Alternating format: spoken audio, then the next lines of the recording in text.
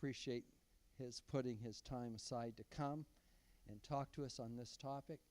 Some of you have heard of David, and he was pastor of Lakeside Church in Guelph for 18 years.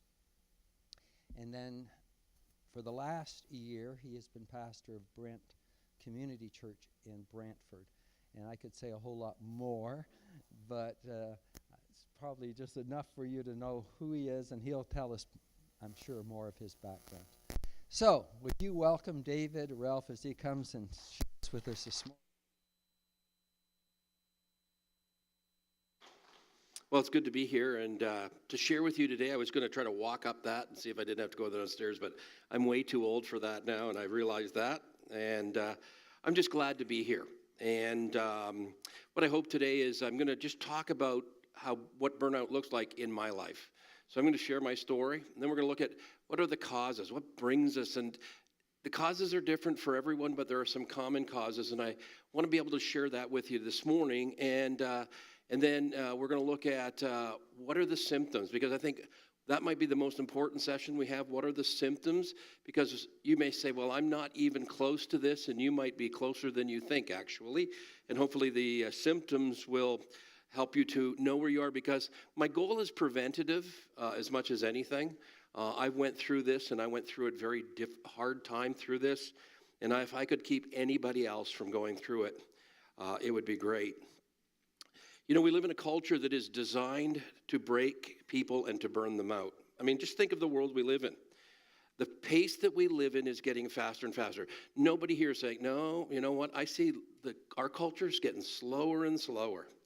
And we're connected by technology in such a continual basis. Right now, I was saying this to someone, I get email, Facebook Messenger, text, they can call my landline, and they can call my cell phone. Sometimes I can't even keep track of it all. And someone will say, I sent you a text and went, oh yeah, I missed that one, because there are so many ways that we communicate with one another. We have an increase in demands and expectations, ministry, home, and of ourselves. I look around at families today and I find kids are busier, which makes mom and dad busier.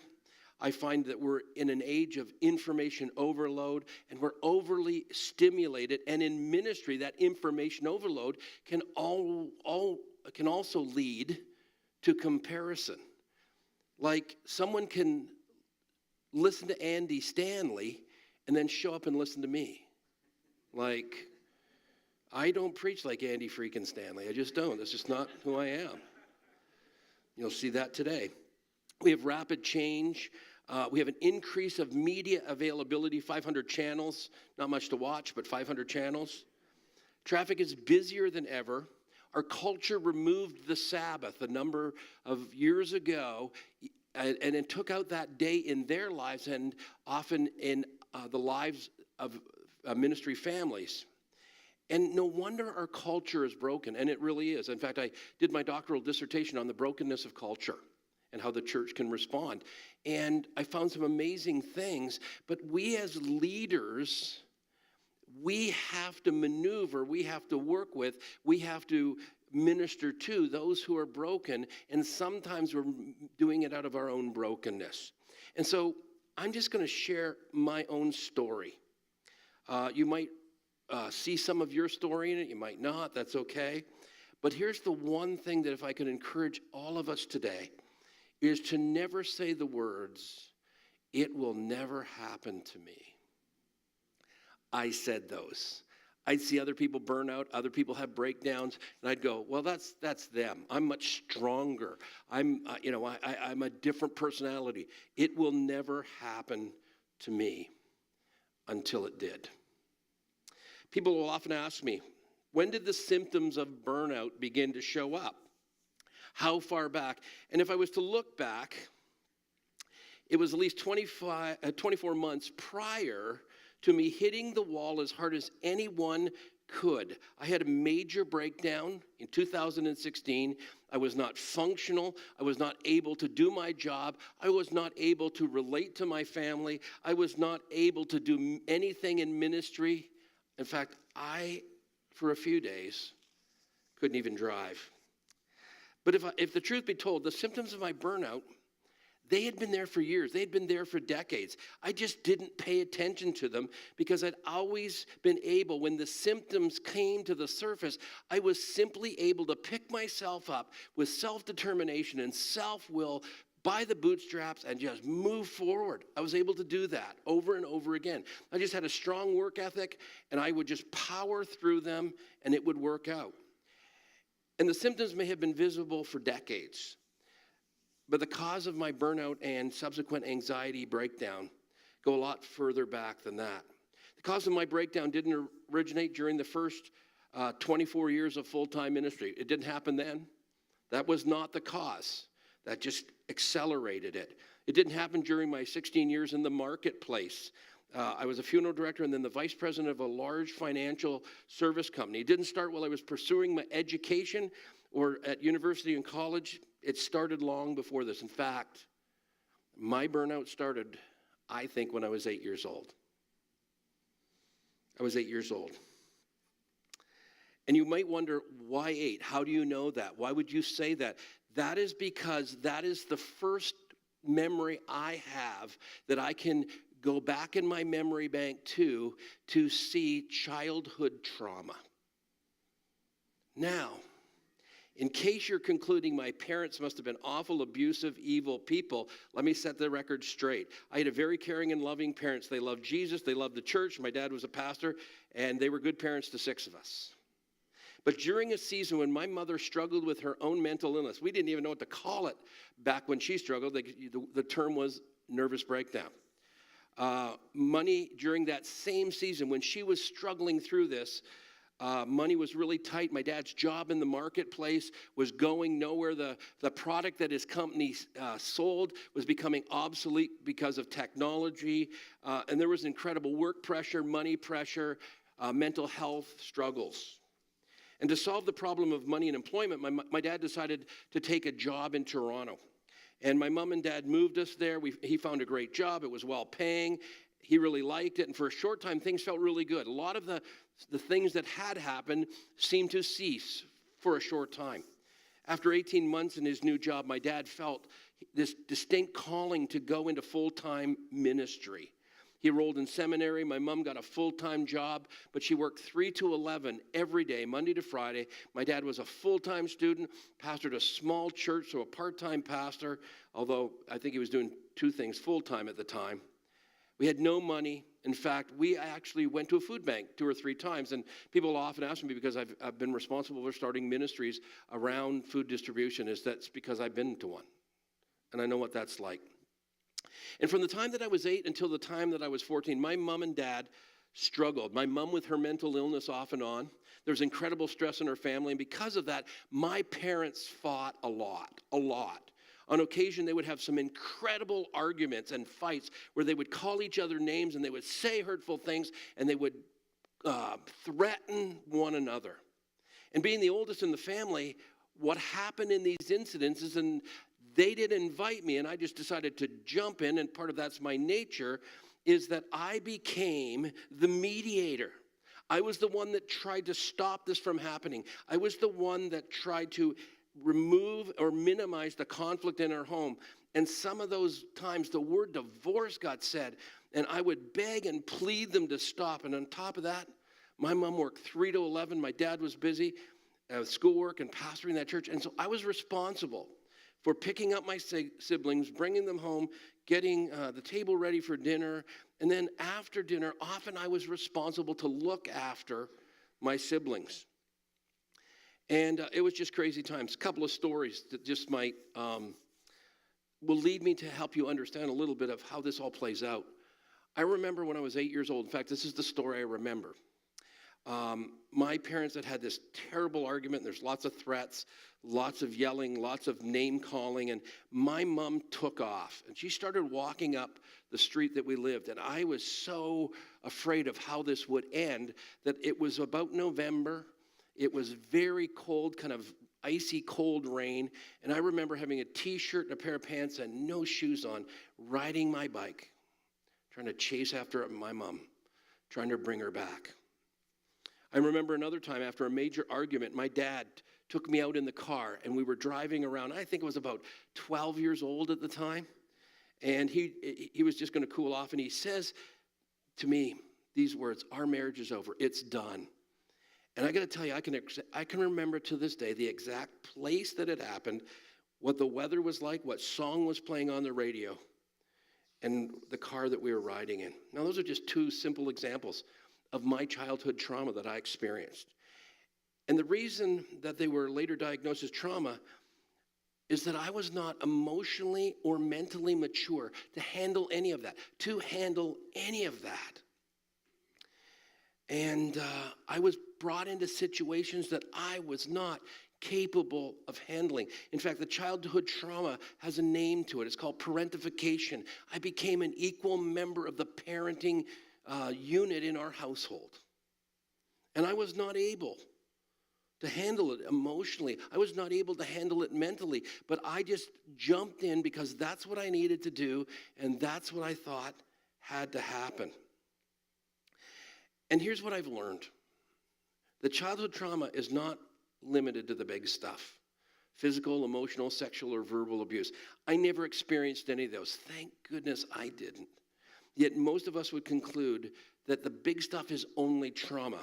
But what I've learned in my journey, and now I'm counseling other people through this, is that I've learned that there is some trauma, I call it big T trauma. That's the PTSD kind of side. Those really awful, huge, traumatic impacts. But there's another type of trauma. It's called little t trauma. And it's the small, repetitive wounds that are inflicted where we end up normalizing them. We end up saying the words, because I said this for so long. I said this time and time again in my psychiatrist's office. I said, that is just the way life was. Because I just normalized it. I'm here to tell you, I would rather deal with someone with big T trauma than have to work with someone with little t trauma, because this actually has as much, maybe more impact. And it's all because, and it's harder to recognize, all because of the little phrase, that's normal. That's normal. Childhood trauma is more common than it is generally recognized, whether it is subtle or dramatic. Right now, I'm seeing 7 young adults, 33 and under. They're either struggling with anxiety or addictions, because that's part of my background, and every one of them has forms of childhood trauma. Some of them are like mine. Some of them are horrible. I met with a client this week, and we were talking. I said, tell me about just a memory that comes to mind that was so hurtful. And she said, I remember getting up Christmas Day, and my mom was so hungover, and there were no gifts in our home. I went, wow. Now, I never had that. But many people do experience that. Here are some examples, in case you're wondering, well, that's not me. Here's some examples of things that create small t childhood trauma. A sibling who is given preferential treatment in a continual, systematic way. Mom always, dad always liked them best. Parents divorcing. A child bullied around body imaging. When they experience constant guilt and shame because of the words of a parent, when they're constantly criticized for having poor grades in school, when they're labeled by or name-called by their parents, they're neglected by their parents who are preoccupied with their work and don't provide for their children's emotional needs. That's all trauma. And you might be wondering at this point, hold it, I came to talk about burnout. I'm here to tell you this has everything to do with it. Because the way we process this trauma is we bury it because it's painful. We deny it because it's normal, we think, and it flows from a parental relationship. And often because it does, we blame ourselves for it. We identify this as important, these big and small t trauma, because what they do is they create a set of core messages. And all of us have these core messages that sit in your subconscious. And they begin to dictate every decision that you do. That's what I did. My core messages are these. The more you achieve, the more you will be loved. There were 3 sets of sub-messages that created a destructive core message. The sub-messages were, I must maintain control, I must do it perfectly, and I have to do it just right. And because nobody can achieve that, nobody can maintain control, nobody can be perfect, this was another core message. I don't measure up to the expectations of others. And the more I felt like this, there was one more core message. I don't measure up. I need to, it don't really matter. I need to achieve and accomplish to be loved. And like, that's just where it got me. And this created so much deep insecurity in me. I never felt like I was enough, did enough, worthy enough, loved enough. And add to this, I was the smallest kid in my class to grade 12. When I was in grade 10, I was 5 foot and I weighed 88 pounds. All the way through school, you know, they line the kids up, tallest to shortest. I knew who was going to be on the end. Even the girls, I was going to be on the end. The girls were going to be taller. And that had an impact. And then I had teachers and coaches and influencers, a boss or two, who helped to take those messages and just reinforce them, ingrain them in my psyche. And this is what led to my burnout. Now let me show how. This is your brain. It's probably bigger than your brain. But we're all humble here, so we don't want to say that. But this is your brain. And what happens to our brain is that we have these input sources. And we all do. This is where childhood trauma comes. This is where you're growing up. These are the voices. These are the voices of people in your world. You know, you're born with no core messages. The only thing we're born with is 2 fears. Fear of falling, fear of loud noises. This is a blank slate when you and I are born. But these influencing sources begin to map our brain. And what they do is they create these core messages, because some of these input sources are positive and some of them are negative and some of them are a little bit of both. And this is what creates, because it is the core messaging I have learned that is behind your burnout. It is these messages that you are telling yourself that you do something to compensate because of them. See, because this is what really happens, is that we face a situation or a challenge. It runs through these core messages, and we have a response or a reaction or an attitude, or we make a choice, or it leads to a certain behavior. And this is what led to it for me. It's not the work. That only just takes these and reinforces them, or it allows you to take these messages and live them out. My core messages: I had to achieve to be loved. You don't measure up or meet expectations, you don't matter. You'll never be good enough. And my brain decided, you know what? I'm going to prove number 1 is true. I'm going to prove so well that you have to achieve or you have to accomplish to be loved. I'm going to prove that's true. But I was also going to prove that number 2 and number 3 weren't true, that you don't measure, that I was going to prove that I do measure up, and I was going to prove that I mattered. And so I've got this in my psyche. I'm now crossing that line out of adolescence. I graduate from Humber College. I have the highest marks in the program. I received 5 awards. I got the top marks in provincial licensing exam. I got a great job.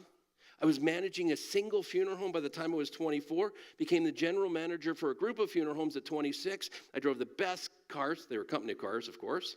I dressed well, and things were headed in the right direction.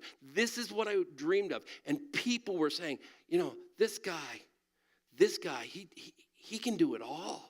And because I wanted to be loved and to matter and to meet expectations, I decided in order to do that, you got to work 60, 70, maybe 80 hours a week. In fact, at one of our staff Christmas parties, all the staff got these little caricatures. And I could hardly wait to see mine. So drawing ourselves at work and sort of what people thought of us, or what one person who had these pictures done thought of me. And on this was this caricature, and I was dressed like Superman, and across it said, "Do it all, Dave." I thought, this is awesome. They think I'm Superman. This is awesome. They think I can do it all. On top of that, one of my bosses told his very influential, high-profile friends when I was about 22 that I was the brightest young leader he'd ever worked with, and I thought, I mattered, I'm loved, I meet expectations. But I'm here to tell you that never lasts. It doesn't last long. It goes old real fast. Because when anybody starts to try to satisfy these core messages, they can become addictive. Satisfying core messages can become addictive. I know that. And with all addictions, because of the way dopamine works in our brain and another chemical, we always want more. We always want more, and I wanted more. I wanted more affirmation. I wanted more approval. One thing I experienced when I was growing up was this, that emotions don't matter. Emotions don't matter. You're not to validate them. I think one of the most dangerous phrases that was spoken in my home, and the most dangerous phrases that is spoken in other homes and in our culture, is these words: you shouldn't feel that way. So we look at somebody and they're going through something, and then they feel down and they feel sad, and they've got anger, they've got all this emotional mixture going on, and somebody says, you know what, your life is great. Compared to them, your life is great. You shouldn't feel that way. I was told that over and over again. And when you're told that over and over again, you will not validate your emotions. So I learned to ignore my emotions, suppress my emotions. I suppressed them at every time I felt something. And the good news is, my first job was in a job where you had to suppress your emotions to do well. And the funeral business, you can't be emotional with families. So I found the perfect job. Well, that job, the owner of the company began to make me feel like I didn't matter, that I didn't measure up, that I didn't meet expectations. And that triggered a whole lot of pain, and it sort of inflamed these core messages, and my mind subconsciously returned to the images of my childhood, and the emotional pain was incredible, and I didn't understand all that at the time. And because of this, my health began to deteriorate. I came to the place where I said, I can't take this anymore. This job is killing me. And I felt like there was very little gratitude for all that I'd done. Well, because my identity got so messed up, because I believe 3 lies.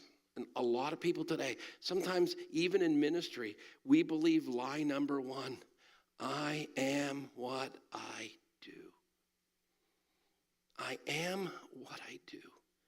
Lie number 2 is, I am what I have. Lie number 3, and some of us will tell this one, maybe this is the other big one, is I am what other people think I am. And with that job going down the drain, my identity went down the drain with it. It was the first time as an adult I felt broken. Some of the initial symptoms of burnout and anxiety started to surface. I felt emotionally empty. I felt like a failure. So what did I do? I found a new job, a completely different field. And this owner, he actually sought me out. Told me I was a great leader, how smart I was, that he was going to pay top dollar for me to be part of his team, and I knew nothing about his business. And I jumped at the chance. Who wouldn't want to work for someone who loved you like that? So what did I do? I worked even harder than I did before. I did the licensing exam. I got the highest mark in the province. I furthered my education, excelled at that. I became a shareholder in the company. And in 6 years, that company grew by 500%. 5 times the size it was than when I landed there 6 years before. And I was rewarded financially. I bought a bigger house. We had great cars. We had 3 kids. We traveled to exotic spots for vacation. And I thought, life is so good. You see, when I was 20, because of my identity and because of this core messaging, I made a list, because I'm a list maker. And I made a list of what I wanted to acquire and to achieve and have happen in my life. And it was not any time on the other end. I just wanted the list. And here I am, 34 years old, and I put a check mark next to everything that was on that list. Everything. Some of them I could put multiple check marks on because I had overexceeded. And I thought, if I achieve this list, I'm going to be the happiest person in the world. And yet, something was very wrong, and I was sitting in my driveway one day and in the car that I really loved, in front of the big house that I had recently bought, and I just broke out crying. I'm just sitting in the driveway, and I just start crying. And I'm thinking, what in the world is going on here? So I mopped myself up and went in the house, didn't tell my wife anything, just thought, I'm tired, working too hard. But then the next month, this happened 3 or 4 times. I thought something was right, but what isn't it? And was it time for another job change? And I went to a very unique person who walked me through a book This book is available. It's a wonderful book. It's called A Hunger for Healing. And it uses the 12 steps as sort of a model for, it's written by a Christian author, Calvin Miller. And I came out of that season and I felt so much better. I thought, okay, that's the problem. I worked through it. We worked through it quickly because I was in a hurry. I had to get back into life. I had to get back in the game and feel fully functional. And what I did, what most people feel when something isn't, what most people do when something isn't emotionally right, that maybe they sense burnout, the symptoms come to the surface, I just managed my behavior. That's all I did. That book just helped me to manage my behavior. And, I just ramped up the spiritual disciplines, created more boundaries, set a few limits in time and place. But I never dealt with what these core messages were. I never dealt with what's happening beneath the surface. I just managed the stuff on the surface. And in 1992, I got a very distinct call to full-time ministry, and I wrapped up my business partnership, and I applied to some schools and some churches, and I was able to get into this great church that was a kind of a church plant. It was about 5-6 years old, and I was working with the planter, and I was able to do my education while I was there, and so I kind of did pastor full-time and 3/4 time student, father of 3 kids, and like they were under 11. It was like crazy, crazy days.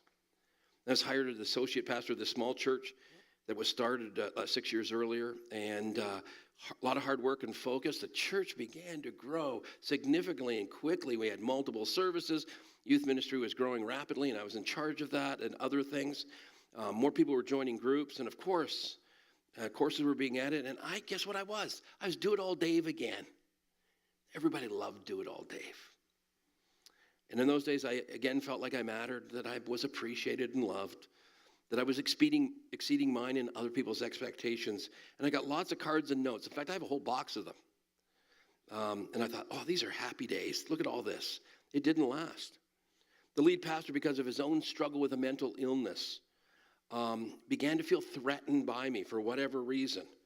And although he was never malicious, it started to feel like I didn't matter. I didn't belong. I wasn't meeting expectations. And on top of that, I thought, I'm tired of being number 2. As the vice president of this company and a vice president of this and an associate pastor, it's time to be number 1. And so I made that decision. And after 5 years, I applied to be the lead pastor at Lakeside Church, and it was far larger than I ever expected to have a shot at leading. I remember sending out resumes, and churches like 100 people would say, no, you don't have enough pastoral experience. And I kept thinking, where am I going to land? And then this opportunity came, and these people actually sought me out, and they made me feel like I was wanted and needed, so I didn't want to blow this opportunity and not meet expectations, so I ran as fast as I could at Lakeside. When I arrived there was about 500 people on Sunday, and there's about 700 regular attenders, those that kind of come not as frequently. And it began to grow, and every chart was going like this. We had multiple services, 3 Sunday morning services. We grew more than 20% a year. We raised money for expansion and more money for a huge expansion. Settled ourselves with $3 million debt. We were then seeing about 1,400 people come on Sunday, 2,500 regular attendees on our database. We started a child care center because we just were bored. And then we purchased the oldest church building and created this poverty alleviation center called Hope House. And we planted a second site. We hired staff. At the best days, we had 42 full and part-time staff. Our budget was $2.4 million. There were very few issues. I felt like, yes, I've arrived. I'm the pastor of this big church. I get to speak at conferences. I become part of a large church leaders network.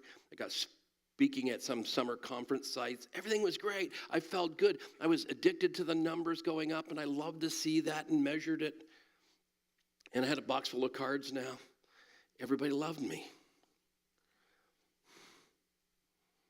And I added a new component to who I was. Not just what I did, but how much I had and how much I was appreciated. Added, how big is my church? And church size became part of my identity. But then came the then moment.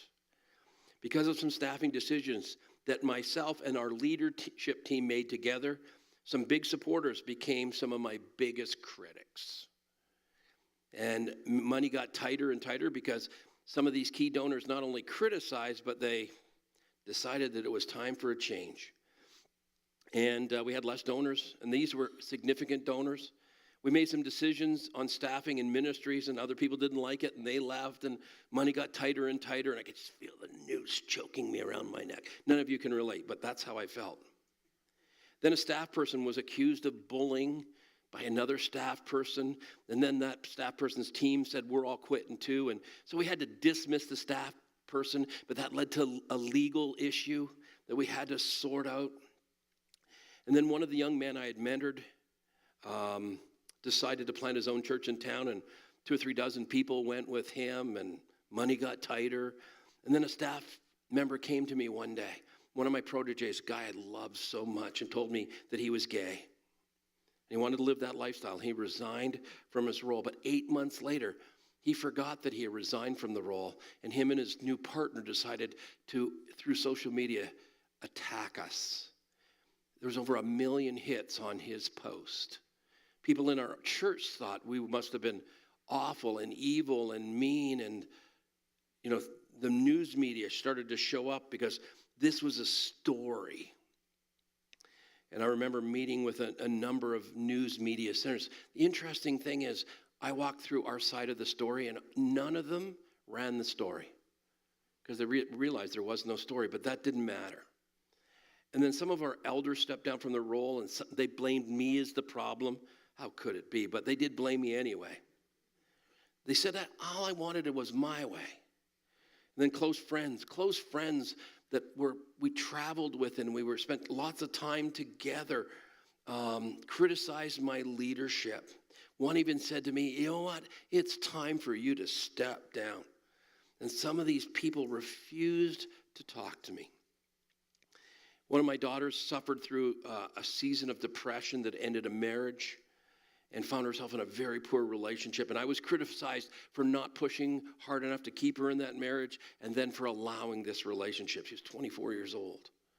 Another one of my daughters had a miscarriage, and it was such a painful season. There are probably other stressors at this point, but you probably get the picture. And because I was bored with all of this going on, that was supposed to be a joke.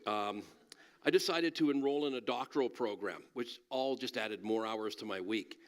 And I was at the point of burnout because these core messages were being triggered, and that pain of trauma came back, and I felt horrible. I felt terrible. I felt awful. And I dug deeper into my emotional reserves, and like I'd always done, I'd picked myself up by self-will and self-determination. And I thought, I'm going to push through. We're going to get through. We're going to prove these people wrong. I'm going to matter again. I'm going to meet expectations. I'm going to be loved. And then May of 2016, I was experiencing stress and anxiety like I had never felt it before. It was horrible. It was horrible. It was off the charts with anxiety. I didn't have any emotional reserves to draw from because I had drained them so much. So I finally did the right thing, and I went and met with a Christian psychiatrist that had been referred to me, and we met for 3 times and started the process. And this psychiatrist, by the way, all she sees is pastors and church leaders, and you can't get in to see her. I was very fortunate that there was a space. Well, in July of 2016, because I had been in this doctoral program and I had lots of stuff going on, I decided I used to take a month off. So if you think I never took time off, I did. I used to take a month off. The month of July, summer after summer, I'd use it as a study break. My family would go away somewhere. I would do some reading and writing towards the teaching series for the following year. But it would be a time off. But I decided in 2016 that I needed to get this dissertation done. So I thought, I'm going to head to Florida. And some friends of ours had this wonderful beach house, and it was awesome, and just looking out over their pool and out over the water it was amazing. I had to work on this dissertation. It was only 50,000 words, so it shouldn't have taken me that long. And I was going to be in solitude for 21 days. And then my wife and some friends were going to come down, and we were going to spend 8 days of holidays. And all alone with my thoughts, I have never felt a darker period in my life. I read St. John of the Cross, his book, The Dark Night of the Soul. Man, his book felt mild to what I was going through. It really did. It was the darkest time I ever experienced. And it got darker and darker every day. I mean, there were times that I hated ministry. There were days I hated the elders. There were days that I hated the elders again. I hated the elders that quit. I hated the friends that had abandoned me. I hated the critics. I just hated life in general. Some days I thought, I'm going to get back and they're going to fire me. And the next day I think, who cares? I want to quit anyway. And my anxiety was all over the place.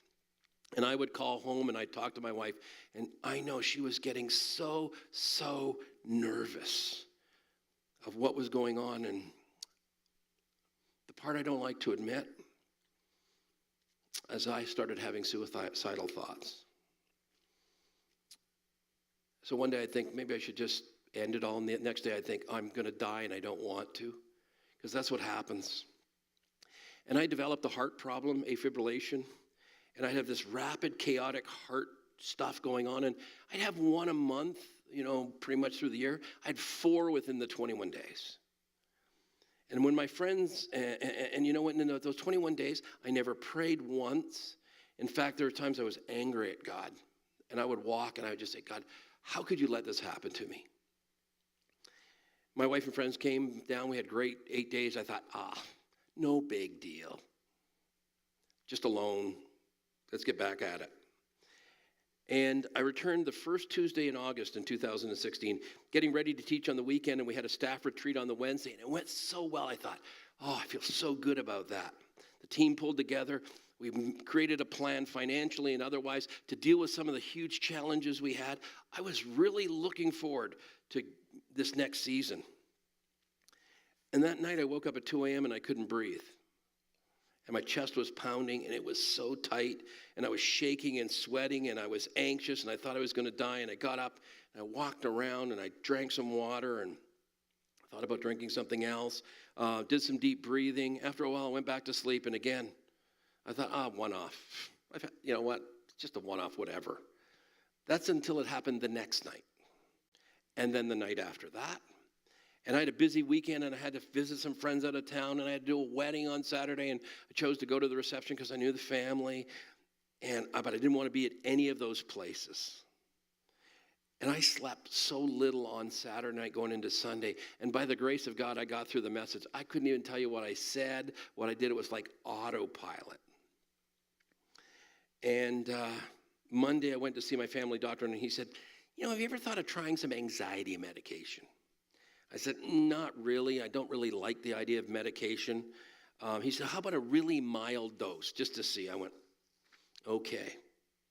And that night was my mother's 80th birthday party, and I thought, well, this should be fun. And I went, and I was a zombie. And I got home from that party, and I drank way more than I ever had. I thought, that's going to help me sleep. But at 2 o'clock, another attack happened. And I got up the next day exhausted. I headed to my office. And I started to work on prep for Sunday morning teaching. And I don't know what happened, but I couldn't read what was on a page and comprehend it. And I not only read it, I couldn't write it on another piece of paper. And my anxiety got off the charts, and I had now these attacks happened. This one happened during the day.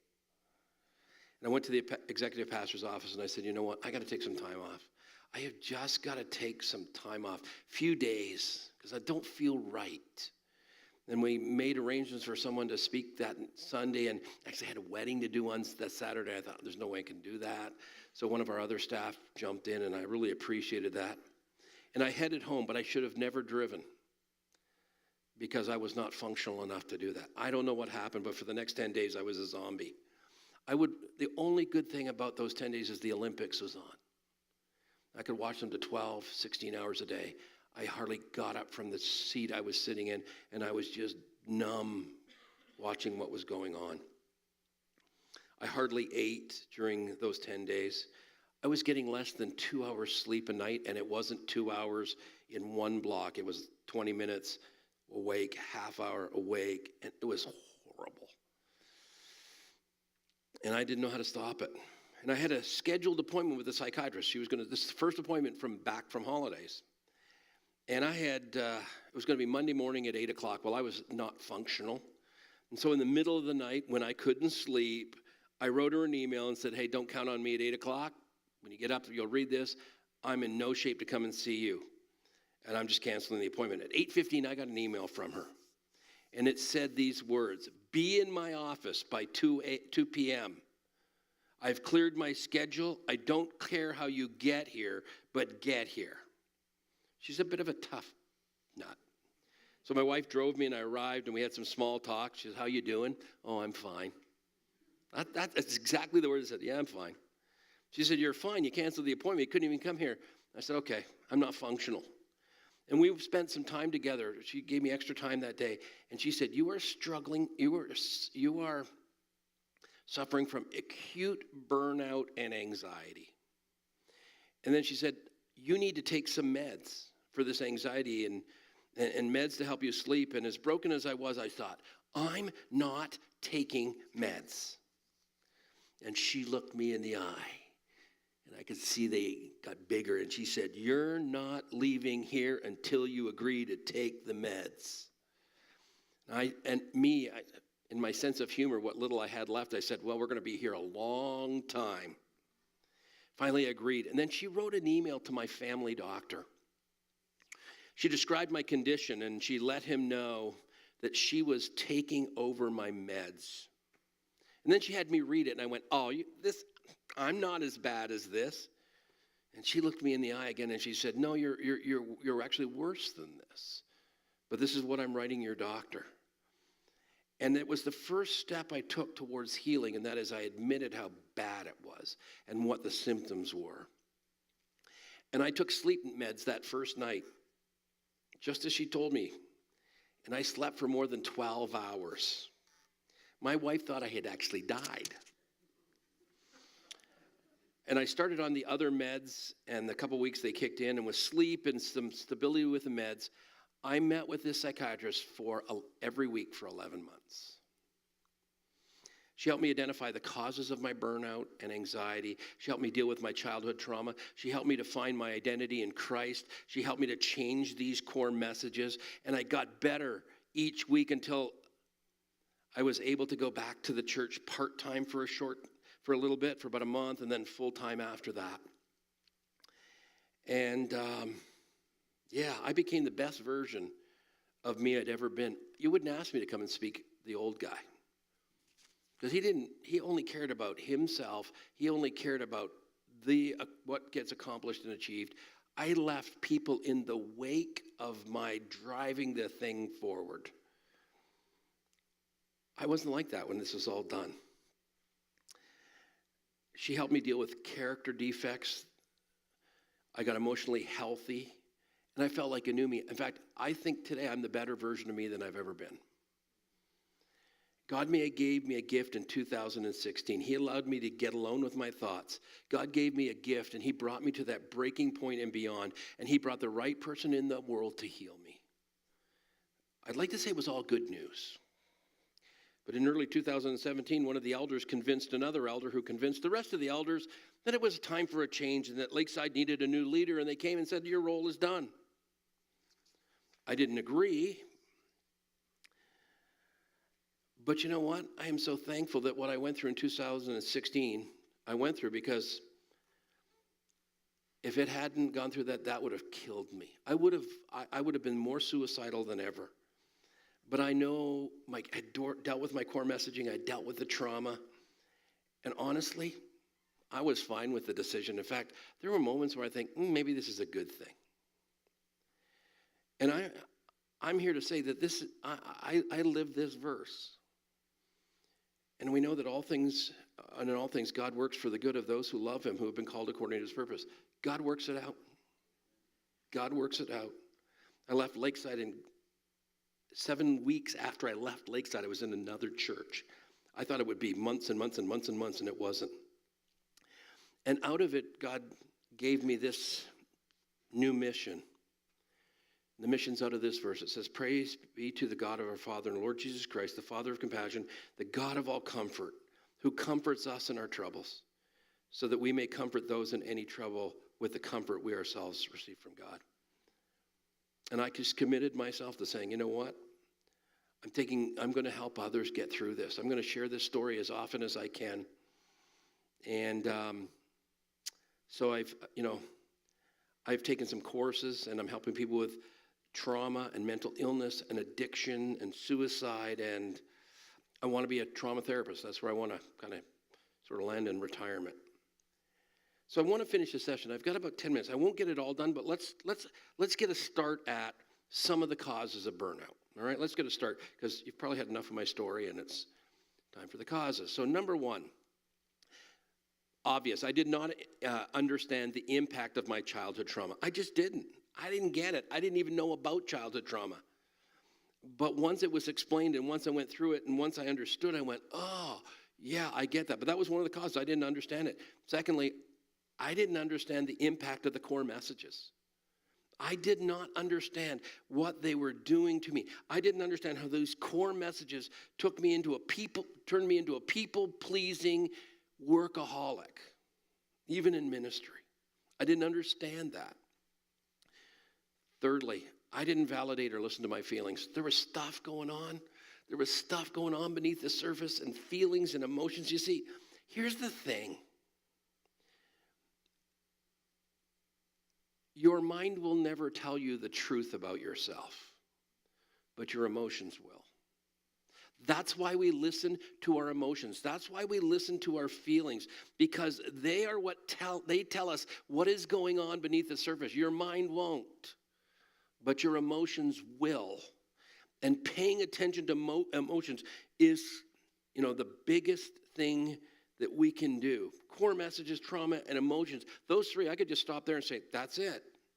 But there's a bunch more.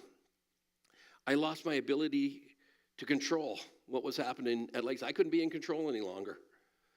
It got too big and too bad, and I just couldn't maintain control. Staffing, money, crisis, critics. I couldn't control it. And if you were a controller and I needed to remain in control to deal with my messaging and to deal with my trauma, I was no longer in control. And that was one of those causes. I experienced work overload. Well, most people who burn out, this is for sure. I had too much on my plate, but I didn't recognize or admit it. Because when I took on something and I did more, people loved me, people appreciated me, people, reinforced those messages. They couldn't do it without me. With overload comes this. I faced many significant changes in my life. I faced many significant changes in my life and ministry. My family life, ministry life, and they were enormous changes. They were huge. And this is really, because we know that certain changes bring on certain stresses and pressures. And these piled one after another.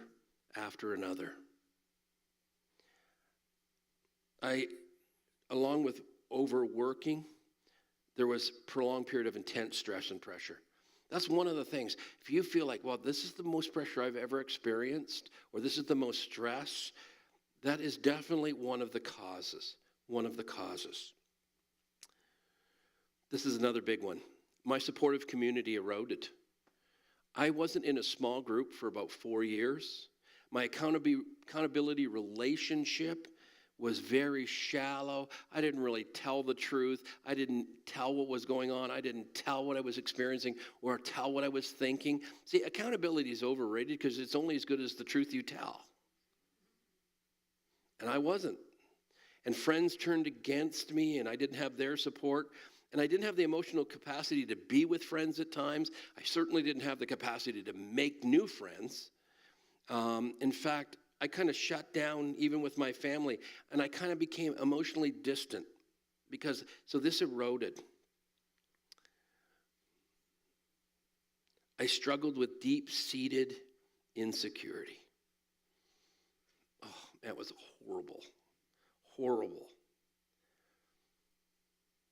I suffered from chronic fatigue. I didn't sleep well at nights. That's one of the things to pay attention. again, sleep is underrated.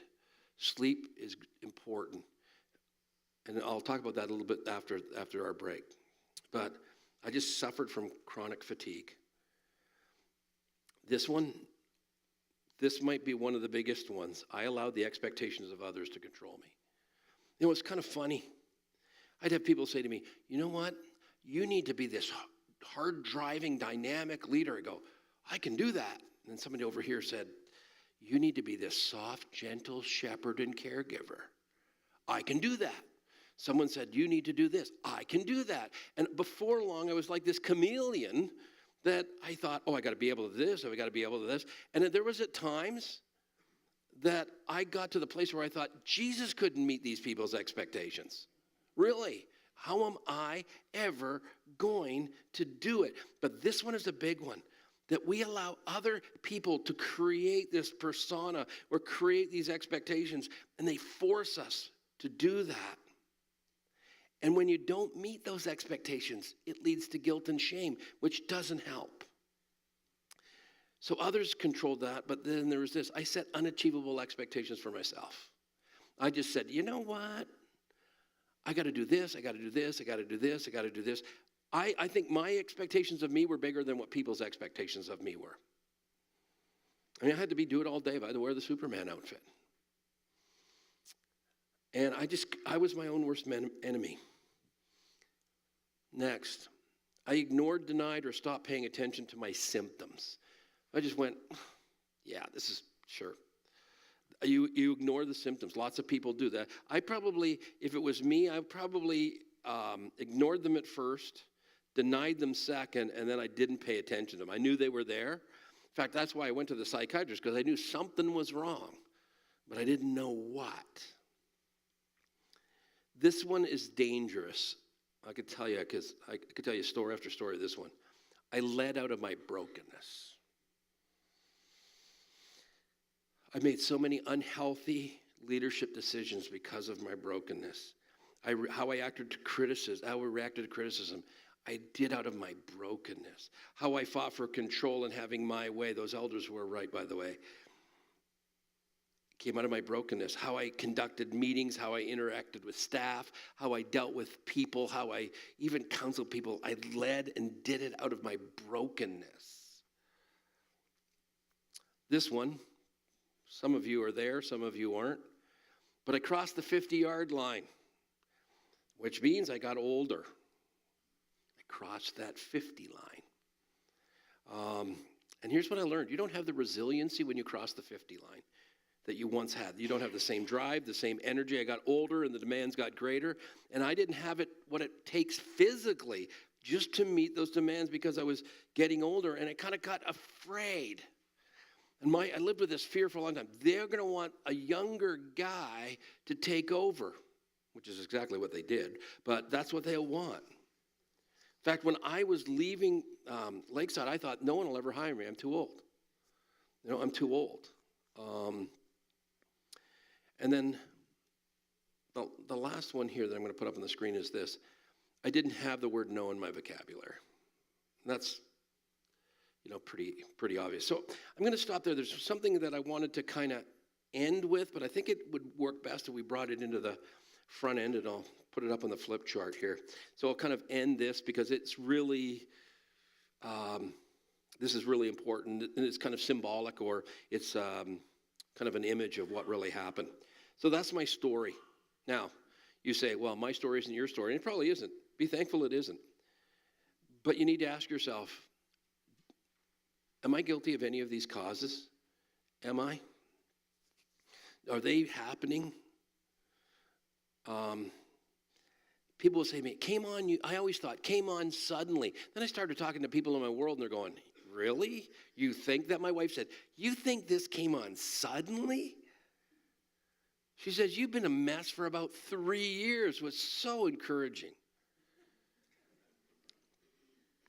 You see, I realize now that I was set up for this to happen from when I was a little boy. That's where they happen. And so when we get back, we're going to look at sort of this in an image. I'll draw something on the board, a picture on the board. And then we're going to look at the symptoms, because The symptoms are different than the causes. There's some similarities, but they're different. And then we're going to kind of wrap it up with looking at just, okay, if you're close, if you're experiencing the symptoms, if you're at this line, how do you prevent it? And if you've crossed the line, how do you heal from it? And those aren't two separate things. They're all the same. So thanks for letting me share my story. I think it's break time. Enjoy the break for a half hour.